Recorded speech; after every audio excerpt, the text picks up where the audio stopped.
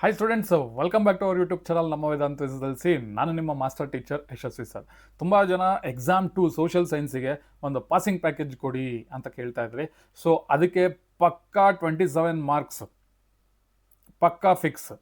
So ನಾನು ಈಗ ಕೊಡೋ ಅಂಥ ಕ್ವಶನ್ಸ್ನ ಬಿಟ್ಟು ಯಾವುದೂ ಪ್ರಿಪೇರ್ ಆಗಬೇಡಿ. ಜೊತೆಗೆ ಮ್ಯಾಪಿಂದು ಒಂದು ಶಾರ್ಟ್ ವಿಡಿಯೋ ಮಾಡಿದ್ದೀನಿ, ಯಾವ ಪ್ಲೇಸಸ್ ನೀವು ಪ್ರಿಪೇರ್ ಆಗಬೇಕು ಅಂತ. ಸೊ ಅದನ್ನು ನೀವು ಫಾಲೋ ಅಪ್ ಮಾಡಿ. ಅದರಲ್ಲಿ 5 ಮಾರ್ಕ್ಸ್ ಬರುತ್ತೆ, ಇದರಲ್ಲಿ 27 ಮಾರ್ಕ್ಸ್ ಬರುತ್ತೆ. ಸೊ ಖಂಡಿತ ಇಷ್ಟನ್ನು ಓದ್ಕೊಂಡ್ರೆ ಒಂದು 40-45 ಕ್ವಶನ್ ಗ್ರೂಪ್ ಮಾಡಿದ್ದೀನಿ. ಸೊ ಅಷ್ಟನ್ನು ಓದ್ಕೊಂಡ್ರೆ ಸಾಕು, ನಿಮಗೆ 100% ನೀವು ಪಾಸ್ ಆಗೋದ್ರಲ್ಲಿ ಯಾವುದೇ ಥರದ ಡೌಟ್ ಇಲ್ಲ. ಜೊತೆಗೆ ಪಾಸ್ ಆಗೋದಲ್ಲ, ಒಂದು 35 ತನಕ ಸ್ಕೋರ್ ಮಾಡಬಹುದು. ಓಕೆನಾ, let start. What are the factors led to discover new sea route to India? ಭಾರತಕ್ಕೆ ಯಾವ ಒಂದು ಜಲಮಾರ್ಗ, ಹೊಸ ಜಲಮಾರ್ಗ ಕಂಡುಹಿಡಿಯಲು ಏನು ಒಂದು ಫ್ಯಾಕ್ಟರ್ಸ್, ಕಾರಣಗಳೇನೇನಿತ್ತು ಅಂತ.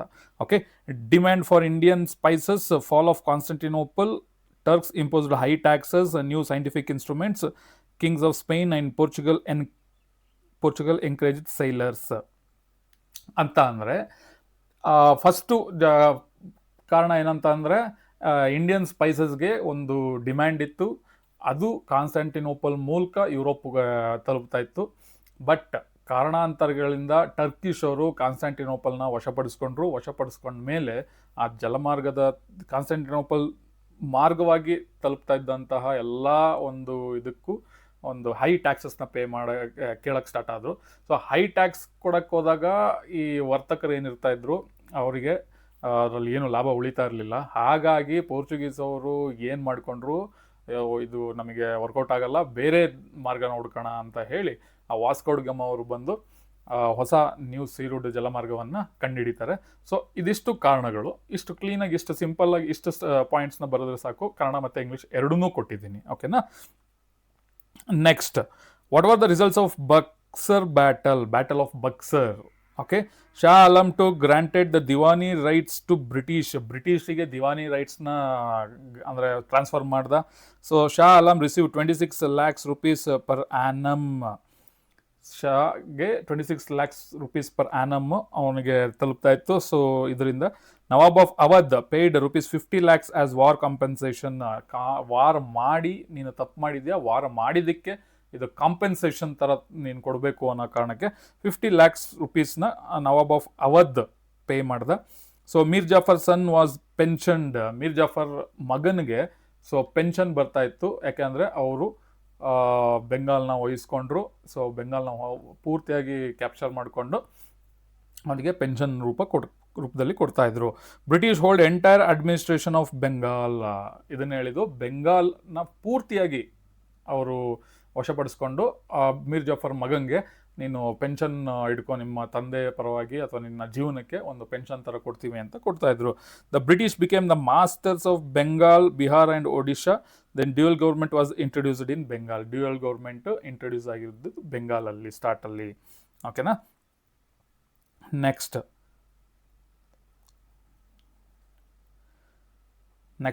What were the causes and consequences of Battle of Plassey? Reasons. First reasons ಏನು Battle of Plasseyದು? So misuse of dastaks. Okay, mending of the fort without permission. ಅಂದರೆ ಒಂದು ಕೋಟೆ, ಆ ಫೋರ್ಟ್ದು ರಿನೋವೇಷನ್, ಪರ್ಮಿಷನ್ ಇಲ್ದೆಲ್ಲ ರಿನೋವೇಷನ್ ಮಾಡ್ತಾ ಇದ್ದಕ್ಕೆ. The black room tragedy in detail ಆಗಿ ನನ್ನ ಕ್ಲಾಸಲ್ಲಿ ಎಕ್ಸ್ಪ್ಲೈನ್ ಮಾಡಿದ್ದೀನಿ. ಸೊ ಇಲ್ಲಿ ನಿಮಗೆ ಬೇಕಾಗಿರೋವಂಥದ್ದು ಡೀಟೇಲ್ ಅವಶ್ಯಕತೆ ಇಲ್ಲ. ನೀವು ಆಲ್ರೆಡಿ ಒಂದು ಮಿಡ್ ಟರ್ಮ್ ಎಕ್ಸಾಮ್ ಓದಿದ್ದೀರಾ, 3 ಪ್ರಿಪ್ರೇಟರಿ ಮಾಡಿದ್ದೀರಾ, ಒಂದು ಫೈನಲ್ ಎಕ್ಸಾಮ್ ಅಟೆಂಡ್ ಮಾಡಿದ್ದೀರಾ. ಬಟ್ ಎಲ್ಲೋ ಕೆಲವೊಂದು ಸಣ್ಣ ತಪ್ಪುಗಳಿಂದ ನೀವು ಎಕ್ಸಾಮ್ ಪಾಸ್ ಆಗೋಕ್ಕಾಗಿಲ್ಲ. ಬಟ್ ಸ್ಟಿಲ್ ಈಗಲೂ ಚಾನ್ಸ್ ಇದೆ, ನೀವು ಮತ್ತೆ ಫಸ್ಟ್ PUCಗೆ ಹೋಗೋಕ್ಕೂ ಚಾನ್ಸ್ ಇದೆ. ಸೊ ನೀವು ಇನ್ನೊಂದು ಅಡ್ವಾಂಟೇಜ್ ಏನಂದರೆ, ನೀವು ಈ ಎಕ್ಸಾಮಲ್ಲಿ, ಸೆಕೆಂಡ್ ಎಕ್ಸಾಮಲ್ಲಿ ಪಾಸ್ ಆದಮೇಲೂ ಕೂಡ ನಿಮಗೆ ಮಾರ್ಕ್ಸ್ ಕಾರ್ಡಲ್ಲಿ ಸಪ್ಲಿಮೆಂಟ್ರಿ ಅಂತ ಬರಲ್ಲ. ಸೊ ಅದೊಂದು ಅಡ್ವಾಂಟೇಜು. ಹಿಂದೆ ಎಲ್ಲ ಸಪ್ಲಿಮೆಂಟ್ರಿ ಎಕ್ಸಾಮಲ್ಲಿ ಪಾಸ್ ಆದರೆ ಸಪ್ಲಿಮೆಂಟ್ರಿ ಪಾಸ್ ಅಂತ ಬರ್ತಾಯಿತ್ತು, ಬಟ್ ಈಗ ಬರೋದಿಲ್ಲ. ಓಕೆನಾ, ಸೊ ನಿಮಗೆ ಜಸ್ಟ್ ಒಂದು ಇಂಪಾರ್ಟೆಂಟ್ ನೋಟ್ಸ್ನ ಕೊಡ್ತಾ ಇದ್ದೀನಿ, ಅದಕ್ಕೆ ನೀವು ಪ್ರಿಪೇರ್ ಆಗಿ. Okay, consequences of the battle. Mir Jafar became the Nawab of Bengal. British gained trade rights. Mir Jafar paid 17 lakh rupees to the British. Immorality and disunity brought out. ಓಕೆನಾ, ಇಷ್ಟು ಪಾಯಿಂಟ್ಸ್ ಬರೆದ್ರೆ ನಿಮಗೆ ಫುಲ್ ಮಾರ್ಕ್ಸ್ ಬರುತ್ತೆ. ಸಿಂಪಲಾಗಿ ಕೊಟ್ಟಿದ್ದೀನಿ. ಓಕೆ, ತಲೆಗೆಡಿಸ್ಕೊಳ್ಳೋ ಅವಶ್ಯಕತೆ ಇಲ್ಲ. ಇದೇ ಪಾಯಿಂಟ್ನ ನಾನು, ಇದೇ ನೋಟ್ಸ್ನ ನಾನು ನಿಮ್ಮ ಮಾರ್ಚ್ ಎಕ್ಸಾಮಲ್ಲೂ ಕೂಡ ನಾನು ಎಕ್ಸ್ಪ್ಲೈನ್ ಮಾಡಿದ್ದೆ. ಸೊ ಖಂಡಿತ ನಾನು ಮಾಡಿದ್ದು 1 ಮಾರ್ಕ್, 2 ಮಾರ್ಕ್, 3 ಮಾರ್ಕ್, 4 ಮಾರ್ಕ್ ಎಲ್ಲ ಕ್ವಶನ್ಸು ನಾನು ಮಾಡಿದ್ದೆ ಫೈನಲ್ ಎಕ್ಸಾಮ್ಗೆ ಸೋಷಲಲ್ಲಿ. ಸೊ ಅಷ್ಟರಲ್ಲೇ ಎಲ್ಲ ಕ್ವಶನ್ಸು ಬಂದಿದೆ, ಯಾವುದೂ ಮಿಸ್ ಆಗಿಲ್ಲ. ಸೊ ಅದಕ್ಕೆ ಮತ್ತೆ ನಾನು ಇದೇ ನೋಟ್ಸ್ನ ಸ್ವಲ್ಪ ಚೇಂಜ್ ಮಾಡಿಬಿಟ್ಟು ನಾನು ಪ್ರಿಪೇರ್ ಮಾಡಿದ್ದೀನಿ. How did Marthanda Varma control the Dutch shifted capital? ಕನ್ನಡದಲ್ಲಿ ನೋಡೋಣ. ಪದ್ಮನಾಭಪುರದಿಂದ ತಿರುವನಂತಪುರಕ್ಕೆ ರಾಜಧಾನಿ ಸ್ಥಳಾಂತರ ಆಯಿತು. ದೆನ್ ಕರಿಮೆಣಸು ವ್ಯಾಪಾರದಲ್ಲಿ ಹಿಡಿತ ಸಾಧಿಸುತ್ತಿದ್ದ ಡಚ್ಚರನ್ನು ತಡೆಗಟ್ಟಿದ ಮಾರ್ತಾಂಡ ವರ್ಮ. ದೆನ್ ಡಚ್ಚರನ್ನು ಸೋಲಿಸಿ ನೆಡುಮಂಗಡ ಮತ್ತು ಕೊಟ್ಟಾರಕರಗಳ ವಶ. ಓಕೆ, 1741ರಲ್ಲಿ ಡಚ್ಚರು ತಿರುವಾಂಕೂರಿನ ಮೇಲೆ ಯುದ್ಧ ಸಾರಿದರು. ಈ ಯುದ್ಧದಲ್ಲಿ ಡಚ್ಚರಿಗೆ ಸೋಲು, ಅವರಿಗೆ ಅಪಾರ ನಷ್ಟ. ಓಕೆನಾ. ನೆಕ್ಸ್ಟ್ 1753ರಲ್ಲಿ ಡಚ್ಚರು ಸಂಪೂರ್ಣವಾಗಿ ಸೋತು ಶರಣಾದವು. ಕೊಚ್ಚಿ ವಿಶ್ವದ ಸಾಂಬಾರ ಪದಾರ್ಥಗಳ ಕೇಂದ್ರವಾಯಿತು. ಡನ್. ಎರಡರಲ್ಲೂ ಕೊಟ್ಟಿದ್ದೀನಿ. ಸೊ ಎರಡರಲ್ಲೂ ಪ್ರಿಪೇರ್ ಆಗಿ. ಏನಾದ್ರು ಡೌಟ್ ಬಂತು ಅಂದರೆ ಕನ್ನಡ ಮತ್ತು ಇಂಗ್ಲೀಷ್ನ ರೆಫರ್ ಮಾಡ್ಕೊಬೋದು. Okay. Then what are the effects of British education? Indians could develop modernity, democracy, nationalistic ideas. British ಎಜುಕೇಷನಿಂದ ಇಷ್ಟೆಲ್ಲ ಉಪಯೋಗಗಳಿದ್ದಾವೆ. Then encourage local language and literature. British ಎಜುಕೇಷನಲ್ಲಿ ಲೋಕಲ್ ಲ್ಯಾಂಗ್ವೇಜ್ ಮತ್ತು ಲಿಟ್ರೇಚರ್, ಲಿಪಿಗಳನ್ನ ಒಂದು ಪ್ರೋತ್ಸಾಹಿಸ್ತಿದ್ರು. Periodical started, newspaper criticised British rule, new social and religious reform movements emerged. Okay, ಹೊಸ social ಮತ್ತು ರಿಲಿಜಿಯಸ್ ರಿಫಾರ್ಮ್ಸ್ ಎಮರ್ಜ್ ಆಯಿತು. Indians were influenced by Rousseau, J.S. Mill, Montesquieu ideas. Freedom fighting around the world influenced the Indians. Then ಇಡೀ ಪ್ರಪಂಚದಲ್ಲಿ ಸ್ವಾತಂತ್ರ್ಯಕ್ಕೋಸ್ಕರ ಹೋರಾಡ್ತಾ ಇದ್ರು. ಅದು Indians, ಭಾರತದವ್ರನ್ನ ಹುರಿದುಂಬಿಸ್ತು. Indians realised the rich tradition. ಇಂಡಿಯನ್ಸಿಗೆ ಅವರ ಒಂದು ಕಲ್ಚರ್ ಅಥವಾ ಟ್ರೆಡಿಷನ್ ಬಗ್ಗೆ ಒಂದು ಅರಿವಿರಲಿಲ್ಲ. ಈ ಮೂಲಕ ಅವರಿಗೆ ಒಂದು ಬ್ರಿಟಿಷ್ ಎಜುಕೇಷನ್ ಪಾಲಿಸಿ ಮೂಲಕ ಅವ್ರಿಗೆ ನಮ್ಮ ಭಾರತದ ಒಂದು ಟ್ರೆಡಿಷನ್ ಏನು ಅನ್ನೋದು ಅರ್ಥ ಆಗ್ತಾ ಸ್ಟಾರ್ಟ್ ಆಯಿತು. Then the British revenue policy completely exploited the Indians justify. ಅಂದರೆ ಬ್ರಿಟಿಷರ ಒಂದು ರೆವಿನ್ಯೂ ಪಾಲಿಸಿ ಏನಿತ್ತು ಅದು ಕಂಪ್ಲೀಟಾಗಿ ಇಂಡಿಯನ್ಸಿಗೆ ಒಂದು ಹೊರೆ ಆಯಿತು. ಜಸ್ಟಿಫೈ ಮಾಡಿ ಏನೋ ಥರ. A new landlord community was created. Landlords exploited peasant, suffered many hardships. Land become a commodity, pay revenue, money lenders become strong. ರೈತರನ್ನು ಶೋಷಿಸುವ ಹೊಸ ಜಮೀನ್ದಾರಿ ಸಮುದಾಯ ಸೃಷ್ಟಿ ಮಾಡಿದ್ರು. ದೆನ್ ಜಮೀನ್ದಾರರ ಶೋಷಣೆಯಿಂದ ರೈತರಿಗೆ ಸಂಕಷ್ಟ ಸ್ಟಾರ್ಟ್ ಆಯಿತು. ನೆಕ್ಸ್ಟ್ ಭೂಮಿ ಮಾರಾಟದ ವಸ್ತು ಆಯಿತು. ಭೂಮಿ ಅಲ್ಲಿ ತನಕ ಮಾರದು ಅನ್ನೋ ತಾನೇ ಕಾನ್ಸೆಪ್ಟೇ ಇರಲಿಲ್ಲ. ಸೊ ಯಾವಾಗ ಒಂದು ರೆವಿನ್ಯೂ ಪಾಲಿಸಿ ಬ್ರಿಟಿಷ್ ಅವ್ರದ್ದು ಬಂತು ಆವಾಗ ಆ ಭೂಮಿನ ಮಾರೋದು ಅನ್ನೋದೊಂದು ಕಾನ್ಸೆಪ್ಟ್ ಬಂತು. ಸೊ ಭೂಮಿ ಪರಭಾರೆ ಮಾಡಿ ಸಾಲವಾಗಿ ಪಡೆಯಬಹುದಾಗಿತ್ತು. ಅಂದರೆ ಅಡ ಇಡಬೇಕಾಗಿತ್ತು. ನಿಮಗೇನಾದ್ರು ದುಡ್ಡು ಬೇಕಾಗಿತ್ತು ಅಂದರೆ ಅದನ್ನು ಅಡ ಇಟ್ಟು ದುಡ್ಡು ತೊಗೊಬೋದಾಗಿತ್ತು. ಆ ಥರ ಜಮೀನ್ದಾರರು ಕಂದಾಯ ಕಟ್ಟಲು ಭೂಮಿ ಪರಭಾರೆ ಮಾಡಿದರು. ಕೃಷಿ ಕ್ಷೇತ್ರ ವಾಣಿಜ್ಯೀಕರಣವಾಯಿತು. ದೆನ್ ಇಂಗ್ಲೆಂಡಿನಲ್ಲಿದ್ದ ಕೈಗಾರಿಕೀಕರಣದಿಂದ ಅಲ್ಲಿನ ಕೈಗಾರಿಕೆಗಳಿಗೆ ಬೇಡಿಕೆ ಕಚ್ಚಾ ವಸ್ತುಗಳನ್ನೇ ಬೆಳೆಯಬೇಕಾಯಿತು. ಹಣದ ಲೇವಾದೇವಿಗಾರರು ಬಲಿಷ್ಠರಾದರು. ಅಂದರೆ ಸಾಲ ಕೊಡ್ತಾರಲ್ಲ ಬಡ್ಡಿಗೆ, ಅದನ್ನು ಹಣದ ಲೇವಾದೇವಿ ವ್ಯವಹಾರ ಅಂತ ಅಂತಾರೆ. ಆ ಥರ. Next, the Government of India Act 1935 in the foundation for the formation of Constitution justify. The Government of Indian Act 1935 ಏನಿತ್ತು ಅದು ನಮ್ಮ ಭಾರತದ ಸಂವಿಧಾನ ಬರೆಯೋದಕ್ಕೆ ಒಂದು ಫೌಂಡೇಶನ್ ಆಯಿತು. ಅದು ಜಸ್ಟಿಫೈ ಮಾಡಿ ಅಂತ ಹೇಳ್ತಾರೆ. So it is the base for Indian constitution. Okay, diarchy ಏನಾಯಿತು, ಮಿಸ್ ಆಯಿತಾ? Weight.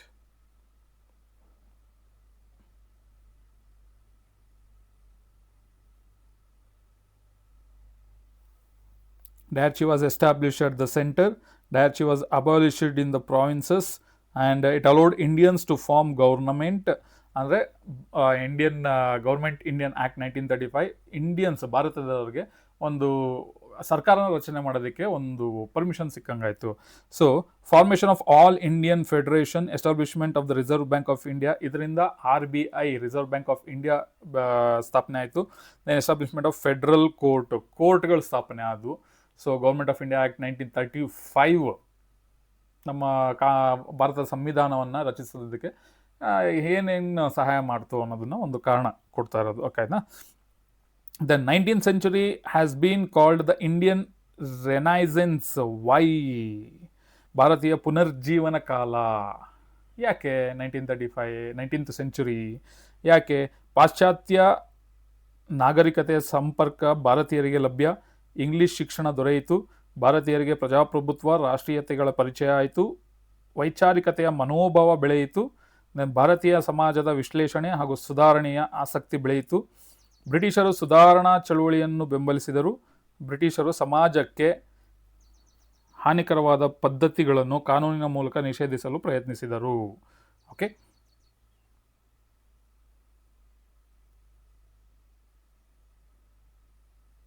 Next,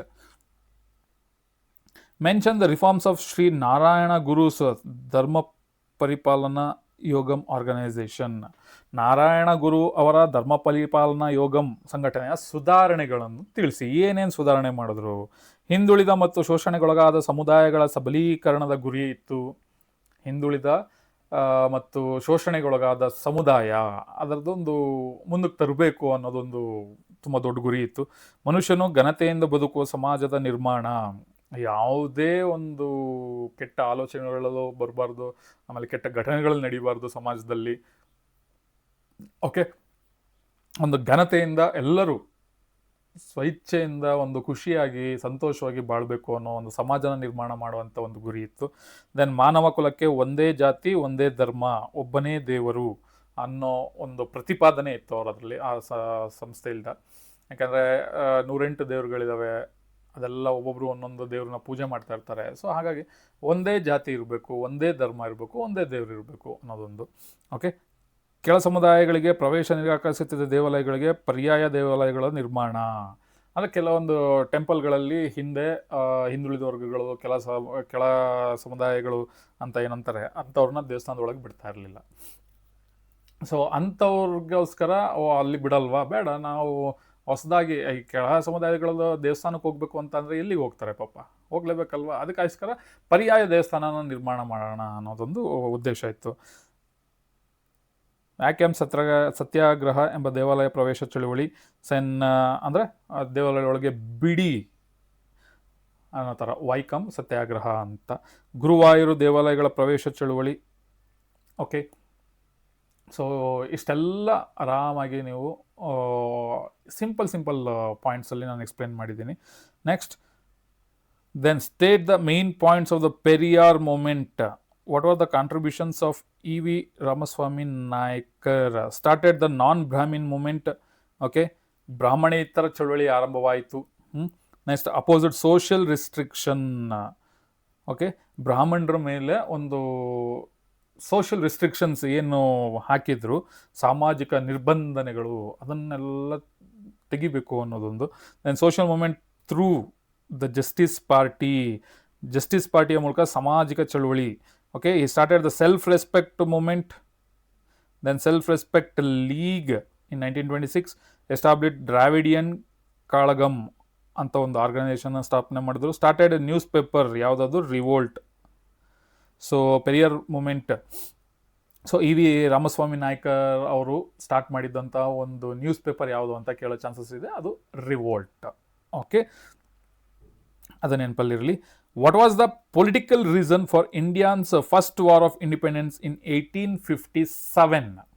Okay, many local kings lost their kingdoms due to the policy of adopted children having no rights.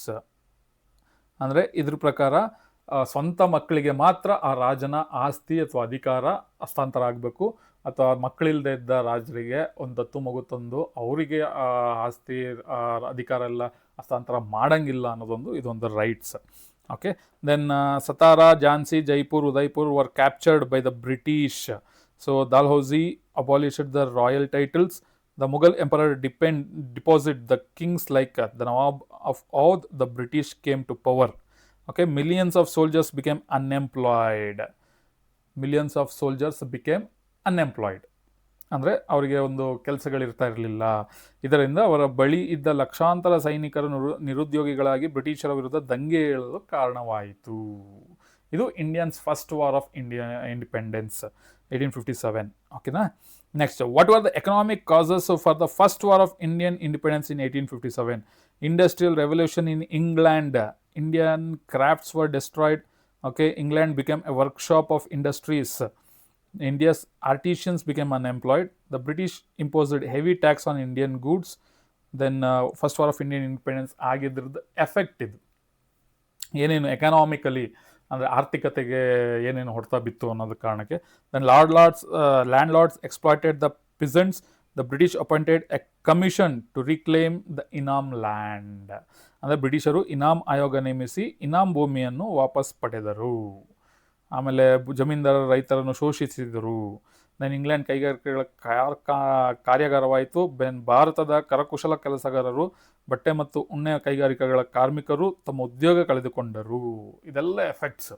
ಓಕೆನಾ, ಆರ್ಥಿಕತೆ ಮೇಲೆ first war of Indian independence ಆದಮೇಲೆ ನಮ್ಮ ಭಾರತದ ಮೇಲೆ ಬಿದ್ದ ಪರಿಣಾಮ. Then what are the reasons for the failure of the 1857 revolt? Okay, ದಂಗೆ ಇಡೀ ಭಾರತವನ್ನು ವ್ಯಾಪಿಸಲಿಲ್ಲ. ಅಂದರೆ ಅದು ಹೆಂಗಾಯಿತು ಅಂತ ಅಂದರೆ ಸ್ವಲ್ಪ ಕೆಲವು ಸಮಾಜಕ್ಕೆ, ಕೆಲವು ಪ್ರಾಂತ್ಯಗಳಿಗೆ ಮಾತ್ರ ಸೀಮಿತ ಆಯಿತು, ಎಲ್ಲ ಕಡೆ ಅದು ಹರಡಲಿಲ್ಲ. ಹಾಗಾಗಿ ಅದು ಫೇಲ್ಯೂರ್ ಆಯಿತು. ಈ ದಂಗೆ ದೇಶದ ಬಿಡುಗಾಗಿ ನಡೆಯಲಿಲ್ಲ. ಅಂದರೆ ದೇಶನ ಬಿಡಿಸ್ಕೊಬೇಕು ಅಂತ ಮಾಡಿದ್ದಿದ್ದು. Okay, the first war of Indian independence 1857 revolt. But ಇದು ಮುಖ್ಯ ಉದ್ದೇಶನೇ ಮರೆತು ಬಿಟ್ಟಿತ್ತು. ಹಾಗಾಗಿ ಅದು ಫೇಲ್ಯೂರ್ ಆಯಿತು. ದೆನ್ ರಾಜರು ಮತ್ತು ಜಮೀನ್ದಾರರ ಸ್ವಾಹಿತಾಸಕ್ತಿ ಹಾಗೂ ಹಕ್ಕುಗಳಿಗಾಗಿ ಈ ದಂಗೆ ನಡೆಯಿತು. ದೆನ್ ಬ್ರಿಟಿಷ್ ಸೈನಿಕರಲ್ಲಿ ಒಗ್ಗಟ್ಟು, ಭಾರತೀಯ ಸೈನಿಕರಲ್ಲಿ ಭಿನ್ನತೆ. ಒಗ್ಗಟ್ಟಿರಲಿಲ್ಲ ನಮ್ಮ ಭಾರತ ದೇಶದ ಸೈನಿಕರಲ್ಲಿ, ಹಾಗಾಗಿ ಇದು ಫೇಲ್ಯೂರ್ ಆಯಿತು. ಭಾರತೀಯರಿಗೆ ಮಾರ್ಗದರ್ಶನ ಮತ್ತು ಸಂಘಟನೆಯ ಕೊರತೆ. ಓಕೆ, ಅಂದರೆ ಒಬ್ಬ ಲೀಡರ್ ಇರಲಿಲ್ಲ. ಒಂದು ನೀವು ಈ ಕೆಲಸ ಮಾಡಬಾರ್ದು, ಈ ಕೆಲಸ ಮಾಡಬೇಕು ಅಂತ ಒಂದು ಸಂಘಟನೆ ಮಾಡಿ ಒಂದು ಮಾರ್ಗದರ್ಶನ ನೀಡುವಂಥ ಒಬ್ಬರು ಲೀಡರ್ ಇರಲಿಲ್ಲ. ಹಾಗೂ ಅದಕ್ಕೋಸ್ಕರನೂ ಇದು ಫೇಲ್ಯೂರ್ ಆಯಿತು. ಭಾರತೀಯಲ್ಲಿ ಯುದ್ಧ ತಂತ್ರ, ಸೈನಿಕ ಪರಿಣತಿ, ಸೂಕ್ತ ನಾಯಕತ್ವ ಮತ್ತು ಶಿಸ್ತಿನ ಕೊರತೆ ಇತ್ತು. ಓಕೆನಾ. ಹೋರಾಟಗಾರರಲ್ಲಿ ನಿಶ್ಚಿತ ಗುರಿ ಇರಲಿಲ್ಲ. ಇದು ಒಂದು ಫೇಲ್ಯೂರ್. ಅನೇಕ ದೇಶೀಯ ರಾಜರು ಬ್ರಿಟಿಷರಿಗೆ ನಿಷ್ಠೆ ತೋರಿದರು. ಅಂದರೆ ನಮ್ಮೊಳಗೆ ಇದ್ದಂಥವರು ಕೆಲವರು ಅದನ್ನು ಅವರು ಒಂದು ಏನಂತಾರಲ್ಲ, ನಮ್ಮೊಳಗೆ ಇದ್ದು ನಮ್ಮ ಪ್ಲ್ಯಾನ್ಗಳನ್ನ ತಿಳ್ಕೊಂಡು ಬ್ರಿಟಿಷರಿಗೆ ಹೇಳ್ತಾ ಇದ್ರು, ಅವ್ರಿಗೆ ಸಹಾಯ ಮಾಡ್ತಾಯಿದ್ರು ಬಿಡಿಗಾಸಿನ ಆಸೆಗಾಗಿ. ಸೊ ಅದಕ್ಕೋಸ್ಕರನೂ ಇದು ಫೇಲ್ಯೂರ್ ಆಯಿತು. ಸಿಪಾಯಿಗಳು ಲೂಟಿ, ದರೋಡೆ ಮಾಡಿ ಜನರ ವಿಶ್ವಾಸ ಕಳೆದುಕೊಂಡರು. ಅವ್ರ ಹತ್ರ ಇರಲಿಲ್ಲ ಸೈನ್ಯ ಕಟ್ಟೋದಕ್ಕೆ, ಲೂಟಿ ಮಾಡಿದ್ರು, ದರೋಡೆ ಮಾಡಿದ್ರು. ಹಾಗಾಗಿ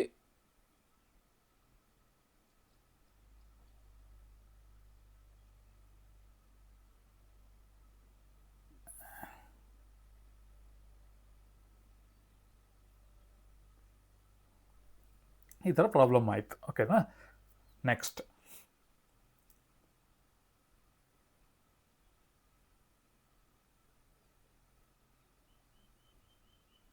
ಆಮೇಲೆ ಒಂದು ಸಿಂಪಲ್ ಎಕ್ಸ್ಪ್ಲನೇಷನ್ನು. ಹಿಸ್ಟ್ರಿ ಅಥವಾ ಸೋಷಿಯಲ್ ಏನೇ ಇದ್ದರೂ ಒಂದು ಕಥೆ ರೂಪದಲ್ಲಿ ಕಲ್ತ್ಕೊಬೇಕು. ನೀವು ಕಥೆ ರೂಪದಲ್ಲಿ ಕಲ್ತ್ರೆ ಇಲ್ಲಿ ಕ್ಲೀನಾಗಿ ಉಳಿಯುತ್ತೆ, ಆರಾಮಾಗಿ ನೀವು ಬರ್ಕೊಂಡು ಹೋಗ್ಬೋದು. ನೀವು ಪಾಯಿಂಟ್ ವೈಸ್ ಆನ್ಸರ್ ರೂಪದಲ್ಲಿ ಕಲಿಯೋಕ್ಕೆ ಹೋಗ್ಬೇಡಿ, ಯಾವುದನ್ನೇ ಆದರೂ ಕಥೆ ರೂಪದಲ್ಲಿ ಕಲ್ತ್ಕೊಳ್ಳಿ. ಓಕೆನಾ. Next, what are the consequences of the revolt of 1857? Proclamation of the queen of Britain in 1758. Then British East India Company rule ended. Then transfer of administration to the British Empire. Then Indian affairs were entrusted to the Secretary of State and Indian Affairs of the British Parliament. Okay, still equality before law, promise of a secure government of for Indians. Okay, ಇಷ್ಟೆಲ್ಲ ಪಾಯಿಂಟ್ಸ್ಗಳು simple ಆಗಿದೆ. ನಿಮಗೆ ಈ PDF notes ಕೂಡ ನಾನು ಆದರೆ add ಮಾಡಿಸಿರ್ತೀನಿ, ಇಲ್ಲ ಅಂದರೆ ಇದನ್ನು ಸ್ಕ್ರೀನ್ಶಾಟ್ ತೆಕ್ಕೊಂಡು ಕ್ಲೀನಾಗಿ ಪ್ರಿಪೇರ್ ಆಗಿ. ಓಕೆ, ಒಂದು 40-45 ಕ್ವಶನ್ಸ್ ನಾನು ಇದರಲ್ಲಿ ಮೆನ್ಷನ್ ಮಾಡಿದ್ದೀನಿ. ಆರಾಮಾಗಿ ಪ್ರಿಪೇರ್ ಆಗ್ಬೋದು. ಡೈಲಿ ಒಂದೊಂದು 10 ಕ್ವಶನ್ಸ್ ಓದೋದು, ನೀವೇನು ಓದ್ದಲೇ ಇರೋದಲ್ಲ, 10 ಕ್ವಶನ್ಸ್ ಓದ್ಕೊಂಡ್ರು ಸಾಕು, 4 ದಿನದಲ್ಲಿ ಇದು ಮುಗ್ದೋಗ್ಬಿಡುತ್ತೆ. ಓಕೆನಾ. Then what are the causes of unemployment? ನಿರುದ್ಯೋಗಕ್ಕೆ ಏನೇನು ಕಾರಣಗಳು? Okay, social inequality, over population ಜಾಸ್ತಿ ಆಗಿರೋದಕ್ಕೆ ಕೆಲಸ ಸಿಗ್ತಾ ಇಲ್ಲ. ಲ್ಯಾಕ್ ಆಫ್ ಕ್ಯಾಪಿಟಲ್, ಬಂಡವಾಳ ಇಲ್ಲದೆ ಇರೋದು ಕೂಡ ನಿರುದ್ಯೋಗಕ್ಕೆ ಕಾರಣ. Mechanisation, illiteracy, over work, division of labour, ಇದೆಲ್ಲದೂ ಕೂಡ ಒಂದು ಅನ್ಎಂಪ್ಲಾಯ್ಮೆಂಟಿಗೆ ಕಾರಣ. Then state the solutions of the problem of unemployment. ಏನೇನು ಸೊಲ್ಯೂಷನ್ನು? ಪಾಪ್ಯುಲೇಷನ್ ಕಂಟ್ರೋಲ್ ಮಾಡ್ಕೊಬೇಕು, ಕಾಟೇಜ್ ಇಂಡಸ್ಟ್ರಿಗೆ ಎಂಕರೇಜ್ ಮಾಡಬೇಕು, ಅಗ್ರಿಕಲ್ಚರ್ ಸೆಕ್ಟರ್ ಡೆವಲಪ್ ಆಗಬೇಕು, ದೆನ್ ಎಜುಕೇಷನಲ್ ರಿಫಾರ್ಮ್ ಸ್ಕೀಮ್ಸ್ ಬರಬೇಕು, then 5-year plans, then encouragement for vocational education, rural development project ಜಾಸ್ತಿ ಆಗಬೇಕು, then employment guarantee scheme. Okay, ಇದೆಲ್ಲ ಬಂದರೆ ಅವಾಗ ಅನ್ಎಂಪ್ಲಾಯ್ಮೆಂಟ್ ಸ್ವಲ್ಪ ಕಮ್ಮಿ ಆಗುತ್ತೆ. Then what are the effects of unemployment? ಏನೇನು effects? So bad impact on society, ಇಷ್ಟು ಜನ ಅನ್ಎಂಪ್ಲಾಯ್ಮೆಂಟ್ಸ್ ಇದ್ದಾರೆ ಅನ್ನೋದೊಂದು ಒಂದು ಬ್ಯಾಡ್ ಇಂಪ್ಯಾಕ್ಟ್ ಕ್ರಿಯೇಟ್ ಆಗುತ್ತೆ. ದೆನ್ ಪಾವರ್ಟಿ, ಬಡತನ, ದೆನ್ ಇಲ್ನೆಸ್, ಅನಾರೋಗ್ಯ, ಕರಪ್ಷನ್, ಭ್ರಷ್ಟಾಚಾರ, family break down, cheating, fraud, theft and adultery, ಇದೆಲ್ಲ ಒಂದು ಕಾರಣಗಳು. ಓಕೆನಾ? ಡನ್. ಇಷ್ಟು ಸಿಂಪಲ್ಲಾಗಿ ಪಾಯಿಂಟ್ಸು ನಿಮಗೆಲ್ಲೂ ಸಿಗಲಿಕ್ಕಿಲ್ಲ, ಕ್ಲೀನಾಗಿ ಮಾಡಿದ್ದೀನಿ ನೋಟ್ಸ್ನ, ಅದನ್ನು ಪ್ರಾಕ್ಟೀಸ್ ಮಾಡ್ಕೊಳ್ಳಿ. ಓಕೆನಾ? Next, explain the effects of terrorism. Effects of terrorism ಅಂತ ಅಂದರೆ mental disturbance, loss of life. ಟೆರರಿಸಮಲ್ಲಿ ಏನಂತ ಅಂದರೆ ಒಂದು ಶಾಂತಿನ ಕದರೋ ಒಂದು ಕೆಲಸ, ಬಾಂಬ್ ಬ್ಲಾಸ್ಟ್ ಮಾಡೋದು, ಸಾಯಿಸೋದು ಗನ್ನಲ್ಲಿ. ಸೊ ಹಲವಾರು ಜನ ಜೀವ ಕಳ್ಕೊತಾರೆ, ಜೊತೆಗೆ ಒಂದು ನೆಮ್ಮದಿ ಹಾಳಾಗುತ್ತೆ. Then economic barriers, loss of assets, ಆಸ್ತಿ ಪಾಸ್ತಿಗಳೆಲ್ಲ ನಷ್ಟ ಆಗುತ್ತೆ. ದೆನ್ ಇನ್ಸೆಕ್ಯೂರಿಟಿ, ಸೋಷಿಯಲ್ ಥ್ರೆಟ್, ಒಂದು ಸೆಕ್ಯೂರ್ ಫೀಲ್ ಇರಲ್ಲ, ಭಯದ ವಾತಾವರಣದಲ್ಲಿ ಇರ್ತಾರೆ ಎಲ್ಲ ಯಾವಾಗಲೂ. ಇದು effects of terrorism. Then what are the counter terrorism measures? ಓಕೆನಾ? ಕೌಂಟರ್ ಟೆರರಿಸಮ್ ಮೆಷರ್ಸ್ ಅಂತ ಅಂದರೆ ನಮಗೆ ಸಿಂಪಲ್ಲಾಗಿ ಹೆಂಗೆ ಹೇಳ್ಬೋದು? ಓಕೆ, ಇದನ್ನು ಫಸ್ಟ್ ಎಕ್ಸ್ಪ್ಲೇನ್ ಮಾಡ್ಬಿಡ್ತೀನಿ. India strongly opposes terrorism at home and abroad. ಅಂದರೆ ಸ್ವಂತ ನಮ್ಮ ದೇಶದಲ್ಲಿ ಅಥವಾ ಬೇರೆ ದೇಶದಲ್ಲಿ ಟೆರರಿಸಮ್ನ ನಮ್ಮ ಭಾರತ ಸ್ಟ್ರಾಂಗ್ ಆಗಿ ಅಪೋಸ್ ಮಾಡುತ್ತೆ, ವಿರೋಧ ಮಾಡುತ್ತೆ. ಓಕೆ, NIA, ಆ್ಯಂಟಿ ಟೆರರಿಸ್ಟ್ ಸ್ಕ್ವಾಡ್, ಇದೆಲ್ಲ IB, RAW ಎಲ್ಲದು.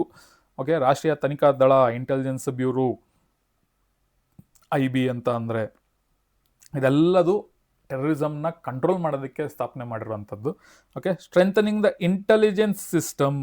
ಅಂದರೆ ಇಂಟೆಲಿಜೆನ್ಸ್ ಸಿಸ್ಟಮ್ ಅಂತ ಅಂದರೆ ನಮ್ಮಲ್ಲೇ ಒಂದು, ಈಗ ಫಾರ್ ಎಕ್ಸಾಂಪಲ್ ಒಂದು ದುರಂಧರ್ ಮೂವಿ ಬಂತು. ಇಂಟೆಲಿಜೆನ್ಸ್ ಸಿಸ್ಟಮ್ ಅಂದರೆ ನಮ್ಮ ಬೇರೆ ದೇಶದಲ್ಲಿ ಹೋಗಿ ಅಲ್ಲಿದ್ಕೊಂಡು ನಮ್ಮ ದೇಶಕ್ಕೆ ಏನು ಎಫೆಕ್ಟ್ ಆಗ್ದಂಗೆ ಆ ವಿಷಯಗಳನ್ನ ಕಲೆಕ್ಟ್ ಮಾಡ್ಕೊಂಡು ನಮ್ಮ ದೇಶಕ್ಕೆ ತಲುಪಿಸ್ತಾ ಇರ್ತಾರೆ. ಸೊ ಅದೇ ಥರ ಒಂದು ಇಂಟೆಲಿಜೆನ್ಸ್ ಟೀಮ್ ಅಂತ ಒಂದಿದೆ. ಅದರಲ್ಲಿ ಯಾರು ಇರ್ತಾರೆ ಯಾರಿರಲ್ಲ ಅಂತ ಯಾರಿಗೂ ಗೊತ್ತಾಗಲ್ಲ. ಸೊ ಆ ಥರ ಟೀಮ್ನ ಬಿಲ್ಡ್ ಮಾಡಿರ್ತಾರೆ. ಅದರಿಂದ ತುಂಬ ಉಪಯೋಗ ಆಗುತ್ತೆ. ಓಕೆನಾ? ಎಷ್ಟೋ ಸಲ ದೊಡ್ಡ ಅನಾಹುತ ಆಗೋದನ್ನು ತಡೆಯೋದಕ್ಕೆ ಈ ಇಂಟೆಲಿಜೆನ್ಸ್ ಟೀಮ್ ತುಂಬ ಹೆಲ್ಪ್ ಮಾಡಿರುತ್ತೆ. State the steps taken by Indian for the protection of human rights. Then human ರೈಟ್ಸ್ನ ಪ್ರೊಟೆಕ್ಟ್ ಮಾಡೋದಕ್ಕೆ ಏನೇನು ಸ್ಟೆಪ್ಸ್ನ ತಗೊಂಡಿದ್ದಾರೆ ಅಂತ ಹೇಳಬೇಕು. India has advocated universal human rights. Okay, then the constitution of India has granted fundamental rights to Indians. Then human rights to be protected worldwide. ಎಲ್ಲ world, ಬರೀ ನಮ್ಮ ದೇಶದಲ್ಲ, ಇಡೀ ವರ್ಲ್ಡಲ್ಲಿ ಪ್ರೊಟೆಕ್ಟ್ ಮಾಡ್ತಾ ಇದ್ದಾರೆ. India opposes genocide, all forms of exploitation and oppression. It has established a national human rights commission and state human rights commission. India national ಲೆವೆಲಲ್ಲಿ, central ಲೆವೆಲಲ್ಲಿ ನ್ಯಾಷನಲ್ ಹ್ಯೂಮನ್ ರೈಟ್ಸ್ ಕಮಿಷನ್ ಇದೆ, ಸ್ಟೇಟ್ ಲೆವೆಲಲ್ಲಿ state human rights commission ಇದೆ. ಓಕೆನಾ? Then right,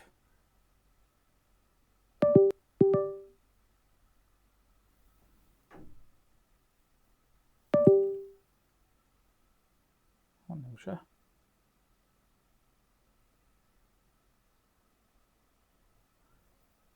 Okay, then state the basic principle of Indian foreign policy. Okay, the opposition of colonialism, opposition of imperialism, opposition to non-alignment policy, first priority for the progress of Africa and Asia, support for disarmament, support for United Nations and world peace.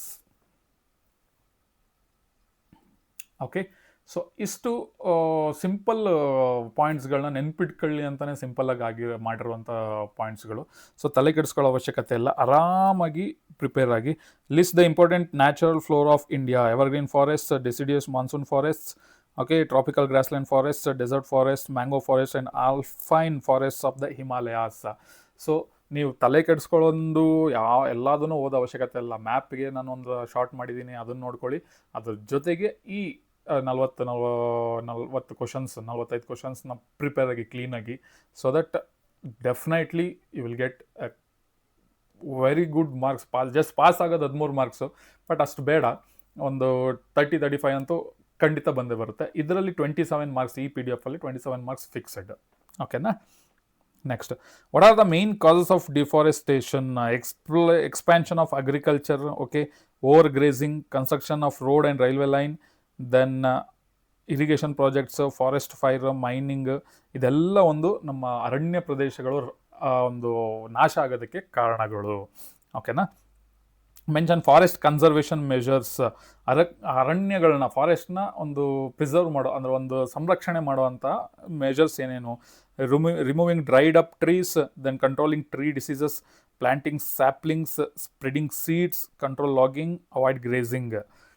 Okay,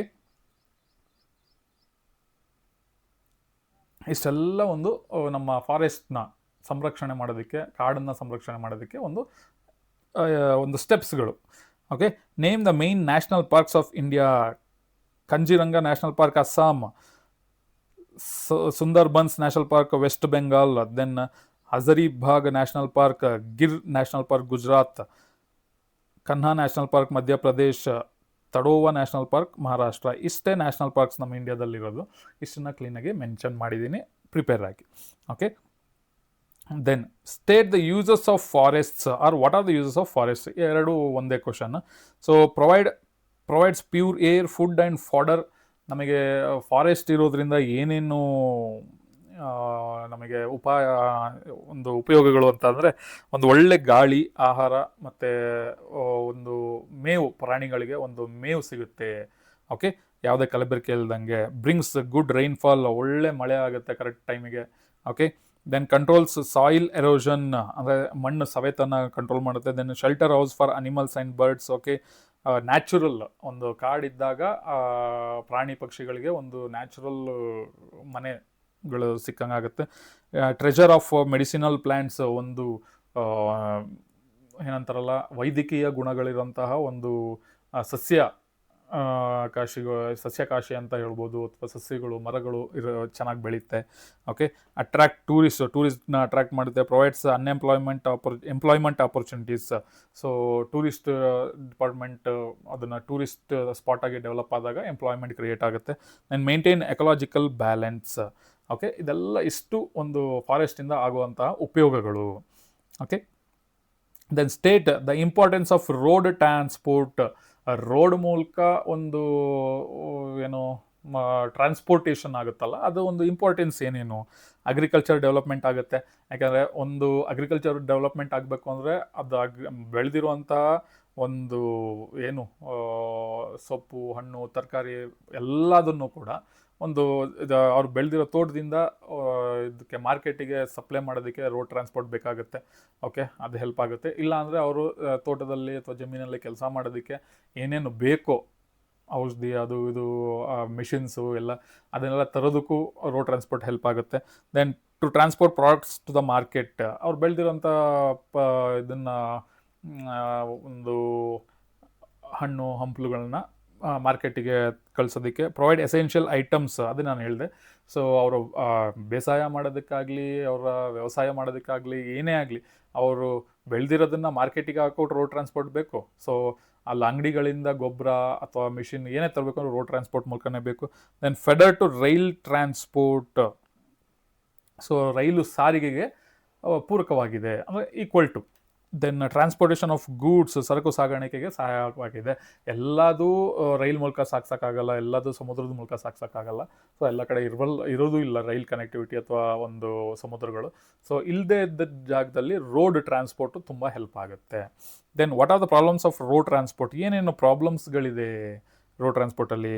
unfit during the rainy season, ಮಳೆಗಾಲದಲ್ಲಿ ಇದು ಜಾಸ್ತಿ suitable ಅನಿಸಲ್ಲ transportation. Environmental pollution ಆಗುತ್ತೆ. Road ಮಾಡೋದಕ್ಕೆ ಮರ ಗಿಡಗಳನ್ನೆಲ್ಲ ಕಡಿತಾ ಇದ್ದಾರೆ, cement ಬಳಸ್ತಾ ಇದ್ದಾರೆ. ಸೊ ಅದು ಎನ್ವೈರ್ಮೆಂಟ್ ಪೊಲ್ಯೂಷನ್ ಆಗುತ್ತೆ. And traffic congestion and accidents. ಇದರಿಂದ ಒಂದು ಟ್ರಾಫಿಕ್ ಕ್ರಿಯೇಟ್ ಆಗ್ತಾ ಇದೆ, ಜೊತೆಗೆ ಆಕ್ಸಿಡೆಂಟ್ಗಳಾಗ್ತಾ ಇದೆ. ರೋಡ್ ಆಕ್ಸಿಡೆಂಟ್ಗಳೇ ಜಾಸ್ತಿ ಇತ್ತೀಚೆಗೆ ಆಗ್ತಾ ಇರೋದು. ಸೊ ಎಲ್ಲೂ ಜಾಸ್ತಿ ಬೇರೆ ಕಡೆ ಎಲ್ಲ ಫ್ಲೈಟ್ ಅಥವಾ ಸಮುದ್ರದ ಮೂಲಕದವಾಗಿ ರೈಲಲ್ಲಿ ಅವಾಗವಾಗ ಆಗುತ್ತೆ, ಬಟ್ ರೋಡ್ ಟ್ರಾನ್ಸ್ಪೋರ್ಟಲ್ಲಿ ಜಾಸ್ತಿ ಇಂಡಿಯಾದಲ್ಲಿ ಒಂದು ಆಕ್ಸಿಡೆಂಟ್ ಅಂತ ಅಂದರೆ ಅದು ರೋಡ್ ಟ್ರಾನ್ಸ್ಪೋರ್ಟಿಂಗಲ್ಲಿ. So severe wear and tears, inadequate management, lack of basic ನೀಡ್ಸ್ಗಳಿಲ್ಲ ರೋಡ್ ಟ್ರಾನ್ಸ್ಪೋರ್ಟಲ್ಲಿ. ಸೊ ಆ ಥರ ಈಗ ಕೆಲವು ಬಸ್ ಸ್ಟ್ಯಾಂಡ್ಗಳಲ್ಲಿ ಕುಡಿಯೋಕ್ಕೆ ನೀರಿನ ಅವಶ್ಯಕತೆ ಇರಲ್ಲ, ಕೆಲವೊಂದು ಕಡೆ ಟಾಯ್ಲೆಟ್ ರೂಮ್ ಇರಲ್ಲ. ಸೊ ಇದೆಲ್ಲ ಬೇಸಿಕ್ ನೀಡ್ಸ್. ಸೊ ಇದೆಲ್ಲ ಪ್ರಾಬ್ಲಮ್ಗಳಾಗುತ್ತೆ. ಓಕೆನಾ. Then major international airports in India. Indira Gandhi international airport ಡೆಲ್ಲಿಲಿದೆ. Then Chhatrapati Shivaji international airport Mumbai, Subhash Chandra Bose international airport Kolkata, Chennai international airport Chennai, then Kempegowda international airport ನಮ್ಮ ಬೆಂಗಳೂರಲ್ಲಿದೆ, ದೆನ್ ಮ್ಯಾಂಗ್ಳೂರ್ ಇಂಟರ್ನ್ಯಾಷನಲ್ ಏರ್ಪೋರ್ಟ್ ಮ್ಯಾಂಗ್ಳೂರಲ್ಲಿದೆ. ಇಷ್ಟು ಮೇಜರ್ ಇಂಟರ್ನ್ಯಾಷನಲ್ ಏರ್ಪೋರ್ಟ್ಸ್ ಇಂಡಿಯಾದಲ್ಲಿರುವಂಥದ್ದು. ಓಕೆ, 6 ಏರ್ಪೋರ್ಟ್ಗಳು. Okay, then list the major ports on the East coast and west coast, ಎರಡನ್ನೂ ಸಪ್ರೇಟಾಗಿ mention ಮಾಡಿದ್ದೀನಿ. Okay, explain the causes for the ಫ್ಲಡ್ಗೆ ಏನು ಕಾರಣಗಳು. ಸೊ ಅತ್ಯಧಿಕ ಮಳೆ ಆಗೋದು ಒಂದು ಕಾರಣ, ದೆನ್ ನದಿ ಪಾತ್ರಗಳಲ್ಲಿ ಹೂಳು ತುಂಬಿರುವುದು ಒಂದು ಕಾರಣ, ದೆನ್ ಅಣೆಕಟ್ಟು ಹಾಗೂ ಇತರೆ ಅಡ್ಡಗಟ್ಟೆಗಳು ಒಡೆದು ಒಮ್ಮೆಗೆ ಬಿಡುಗಡೆಯಾಗುವ ನೀರಿನ ಪ್ರಮಾಣಗಳಿಂದ ಒಂದು ಪ್ರವಾಹ ಉಂಟಾಗುತ್ತೆ. ದೆನ್ ನದಿಗಳ ಪಾತ್ರವನ್ನು ಬದಲಾಯಿಸುವುದರಿಂದ, ಅಂದರೆ ಒಂದು ಆಗಿನ ಕಾಲದಿಂದ ಒಂದು ನದಿಗಳು ಹಿಂಗೆ ಒಂದು ರೂಟಲ್ಲಿ ಹರ್ಕೊಂಡು ಹೋಗ್ತಾ ಇರುತ್ತೆ, ಅದನ್ನು ಚೇಂಜ್ ಮಾಡಿಬಿಟ್ಟು ಡೆವಲಪ್ಮೆಂಟ್ ಅನ್ನೋ ಹೆಸರಲ್ಲಿ ಬೇರೆ ಕಡೆಗೆ ಡೈವರ್ಟ್ ಮಾಡಿಬಿಡೋದು, ಅದು ಕೂಡ ಒಂದು ಕಾರಣ ಆಗುತ್ತೆ. ದೆನ್ ಚಂಡಮಾರುತಗಳು ಮಳೆಯಿಂದ ಪ್ರವಾಹ ಉಂಟಾಗುತ್ತದೆ. ಸಮುದ್ರಗಳ ಮಧ್ಯದಲ್ಲಿ ಭೂಕಂಪಗಳು ಸಂಭವಿಸುವುದರಿಂದಲೂ ಪ್ರವಾಹ ಉಂಟಾಗುತ್ತದೆ. ಈ ಥರ ಎಲ್ಲ ಪ್ರವಾಹ ಆಗೋದಕ್ಕೆ ಕಾರಣಗಳು, ಜಾಸ್ತಿ ಮಳೆ ಬರೋದು ಮೇಯ್ನ್ ರೀಸನ್ನು. ಅಕಾಲಿಕ ಮಳೆ ಅಂತಾರಲ್ಲ, ಬಂದ್ಬಿಡುತ್ತೆ ಸಡನ್ನಾಗಿ, ಗೊತ್ತೇ ಇರಲ್ಲ, ಕಂಟಿನ್ಯೂಸ್ ಆಗಿ ಮಳೆ ಬರ್ತಾ ಇರುತ್ತೆ, ನೀರು ಕೊಚ್ಚಿ ಹೋಗೋದು, ಡ್ಯಾಮ್ ತುಂಬ ಹರಿಯೋದು, ಒಂದೊಂದ್ಸರಿ ಡ್ಯಾಮ್ ಹೊಡೆದೋಗೋದು, ಅಣೆಕಟ್ಟುಗಳು ಹೊಡೆದೋಗೋದು, ಇದೆಲ್ಲದು ಒಂದು ಪ್ರವಾಹಕ್ಕೆ ಒಂದು ಕಾರಣಗಳು. ಓಕೆನಾ. Next, functions of bank, services of banks ಅಥವಾ ಬ್ಯಾಂಕ್ ಅಕೌಂಟ್ ಯಾವ್ಯಾವ ಥರ ಇದೆ. ಸೆಕ್ಯೂರಿಟಿ ಆಫ್ ಮನಿ, ಬ್ಯಾಂಕ್ ಏನು ಫಂಕ್ಷನ್ ಮಾಡುತ್ತೆ, ಅಮೌಂಟ್ ಅಲ್ಲಿದ್ದರೆ ಒಂದು ಸೆಕ್ಯೂರಿಟಿ ಅಂತ. ಸೊ ಮನಿ ಪೇಮೆಂಟ್ಸ್, ಯಾರಿಗಾರು ಪೇಮೆಂಟ್ ಮಾಡೋದಾದ್ರೆ ಬ್ಯಾಂಕ್ ಮೂಲಕ ಪೇಮೆಂಟ್ ಮಾಡ್ಬೋದು. ಅಂದರೆ ನಾವು ಒಂದು ಊರಲ್ಲಿ ಇರ್ತಾರೆ, ನಾವು ಯಾರಿಗೋ ದುಡ್ಡು ಕೊಡಬೇಕು, ಸೊ ಅಲ್ಲಿ ಒಂದೂರಿಂದ ಅಲ್ಲಿಗೆ ಹೋಗೋಕ್ಕೆ ಎಷ್ಟೋ ಕಿಲೋಮೀಟ್ರು, ಒಂದು 60 ಕಿಲೋಮೀಟ್ರು, 100 ಕಿಲೋಮೀಟ್ರು, 105 ಕಿಲೋಮೀಟ್ರ್ ಇರುತ್ತೆ. ಸೊ ಅಲ್ಲಿಗೆ ಹೋಗಿ ಕೊಟ್ಟು ಬರೋ ಅಂಥ ಅವಶ್ಯಕತೆ ಇರಲ್ಲ, ಬ್ಯಾಂಕ್ ಮೂಲಕ ಕಳಿಸ್ಬೋದು. ದೆನ್ ಲೆಂಡಿಂಗ್ ಲೋನ್ಸ್, ಕಷ್ಟ ಕಾಲದಲ್ಲಿ ಲೋನ್ ಬೇಕು ಅಂತ ಅಂದರೆ ಬ್ಯಾಂಕ್ ಮೂಲಕ ತೊಗೊಬೋದು. Then helps in running smooth business. Okay, safety deposit helps to recover money. ಇಷ್ಟು ಒಂದು ಫೀಚರ್ಸ್ ಅಥವಾ functions of bank. Okay, what are the financial services of post office. National savings certificates ಕೊಡ್ತಾರೆ, postal savings account open ಮಾಡ್ಬೋದು bank account ಥರ. Then Kisan Vikas Patra, RD, postal insurance ಎಲ್ಲ ಇದೆ. Then pension payment, money transfer, ಇದರಲ್ಲೂ money ಟ್ರಾನ್ಸ್ಫರ್ನ ಮಾಡ್ಬೋದು, account balance maintain ಮಾಡ್ಬೋದು. Then RD ಅಂತ ಸಿಗುತ್ತೆ, ಎಲ್ಲದು ಒಂದು ಉಳಿತಾಯ ಖಾತೆ. ಓಕೆ, ಅವೆಲ್ಲವೂ ಬ್ಯಾಂಕಲ್ಲಿ ಏನಿದೆ ಅದೇ ಥರ ಈ ಪೋಸ್ಟ್ ಆಫೀಸಲ್ಲೂ ಸಿಗುತ್ತೆ. ಓಕೆನಾ. Next, role of panchayat Raj institution in rural development. ಏನೇನು, ಗ್ರಾಮಗಳಿಗೆ ರಸ್ತೆ, ಚರಂಡಿ, ಕುಡಿಯುವ ನೀರು, ಬೀದಿ ದೀಪ, ಶೌಚಾಲಯ, ಶಾಲೆ, ಆಸ್ಪತ್ರೆ, ಮಾರುಕಟ್ಟೆ, ವಿದ್ಯುತ್, ನೀರಾವರಿ, ಸಾರಿಗೆ, ಸಂಪರ್ಕ ಮುಂತಾದ ಸೌಲಭ್ಯಗಳನ್ನು ಒದಗಿಸುವುದು ಪಂಚಾಯತ್ ರಾಜ್. ಈಗ ಹಳ್ಳಿಯಲ್ಲಿ panchayat Raj office, PDO, panchayat development officer ಅಂತಲೂ ಇದ್ದಾರೆ. ಓಕೆ, ಅವ್ರಿಗೆಲ್ಲ ಕೆಲಸ ಏನು, ಒಂದು ಹಳ್ಳಿನ ಇಂಪ್ರೂವ್ ಮಾಡೋದು, ಎಲ್ಲ ಅವಶ್ಯಕತೆಗಳು, ಚರಂಡಿ, ರೋಡು, ನೀರು, ಲೈಟ್, ಆಮೇಲೆ ಬಸ್ಸಿನ ಸೌಲಭ್ಯ, ಆಸ್ಪತ್ರೆ, ಪ್ರತಿಯೊಂದು ಒದಗಿಸ್ಕೊಂಥದ್ದು. ದೆನ್ ಪಡಿತರ ವ್ಯವಸ್ಥೆಯ ಮೂಲಕ ಆಹಾರ ಧಾನ್ಯ ಒದಗಿಸುವುದು. ದೆನ್ ಕೃಷಿ ಹಾಗೂ ಕೃಷಿ ಸಂಬಂಧಿತ ಚಟುವಟಿಕೆಗಳ ಅಭಿವೃದ್ಧಿ, ಸಣ್ಣ ಹಾಗೂ ಗುಡಿ ಕೈಗಾರಿಕೆಗಳ ಅಭಿವೃದ್ಧಿ. ದೆನ್ ಪರಿಶಿಷ್ಟ ಜಾತಿ ಮತ್ತು ಪಂಗಡದ ಕೃಷಿ ಕಾರ್ಮಿಕರ, ಬಡವರ ಉದ್ಧಾರ ಮಾಡುವಂಥದ್ದು ಇದ್ರದ್ದೊಂದು main concept. Panchayat Raj development ಅಂತ ಒಂದು ಇನ್ಸ್ಟಿಟ್ಯೂಷನ್ ಏನಿದೆ ರೂರಲ್ ಡೆವಲಪ್ಮೆಂಟ್ದು, ಅದ್ರದ್ದು ಮೇನ್ ಉದ್ದೇಶ ಇದು. Then explain the importance of public finance. So essential for the development of the country, correct. Then to maximize production, to ensure that the natural resources, labor and physical capital in the country are distributed equitably, equal distribution of wealth and income, then welfare of the citizens. Ishtu then the public finance do ಒಂದು importance. Okay. So what are the characteristics of banks? Money transactions, acceptance of deposits, lending loans, allows for payment, deposit and withdrawals, banking business, profit and service, feelings. ಇದೆಲ್ಲ ಒಂದು characteristics of banks.